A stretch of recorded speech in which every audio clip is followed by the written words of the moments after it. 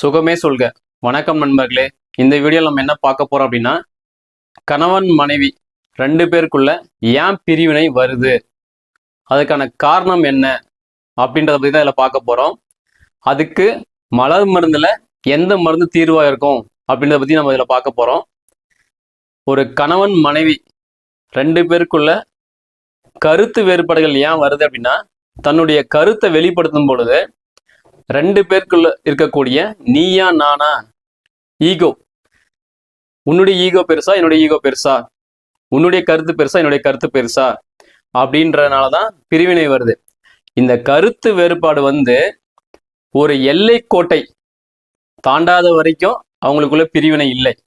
ஒரு எல்லை கோட்டை தாண்டும் பொழுதுதான் பிரிவினை ஏற்படுகிறது. இதுதான் உண்மை. ஒரு கணவன் மனைவி ரெண்டு பேரும் அந்யோன்யமா இருக்கணும். இதுல மெயினா விட்டு கொடுத்தல் அப்படின்றது ரெண்டு பக்கமும் இருக்கணும்.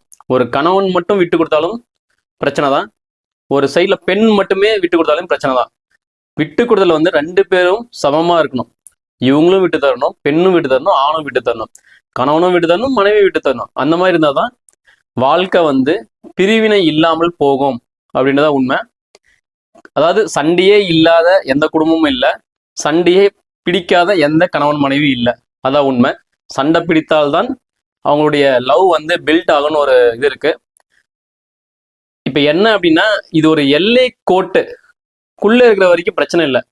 அதை தாண்டி வெளியே போகும்போது தான் பிரச்சனைகள் ஸ்டார்ட் ஆகுது. பிரிவினை ஏற்படுறதுக்கு இதுதான் மெயின் காரணம். இன்னொரு விஷயம் என்ன அப்படின்னா, காலையில ஒரு மனைவியை கணவன் சண்டை போட்டு போயிடுவாரு. ஆஃபீஸ்க்கு போயிட்டு அங்கே ஃபீல் பண்ணுவாரு, சரி நான் காலையில் இப்படி பண்ணிட்டேனே, அவர் ரொம்ப ஃபீல் பண்ணுவாளே அப்படின்னு சொல்லிட்டு அவங்க அந்த ஈகோல கீழே இறங்கி ஃபோன் பண்ணுவாங்க. இந்த அம்மா என்ன பண்ணுவாங்க, அந்த ஈகோல வெளியே வராமல் அப்படியே இருந்துட்டு அவங்க ஃபோன் அட்டன் பண்ண மாட்டாங்க, வீட்டுக்கு சண்டை போடுவாங்க. இங்க என்ன பிரச்சனை அப்படின்னா, விட்டு கொடுத்தல் ரெண்டு பக்கமும் இருக்கணும். ஒரு கணவனாகட்டும் மனைவியாகட்டும் ரெண்டு பேரும் விட்டு கொடுத்துருக்கணும்.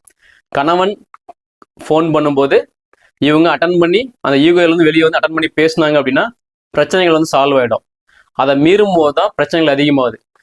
அதுக்கு நம்மளுடைய மலர் மருந்துல இந்த மஸ்டர்ட் அப்படின்ற மலர் மருந்து ஒரு நல்ல மருந்து இருக்கு. இதை ஏன் சொல்ல வரேன் அப்படின்னா, இது காதல், அன்பு, நேசம், பாசம் அந்த மாதிரி எல்லாத்தையும் நேசிக்கக்கூடிய தன்மையை மனோநிலையை மாற்றக்கூடிய தன்மை இந்த மலர் மருந்துக்கு இருக்கு.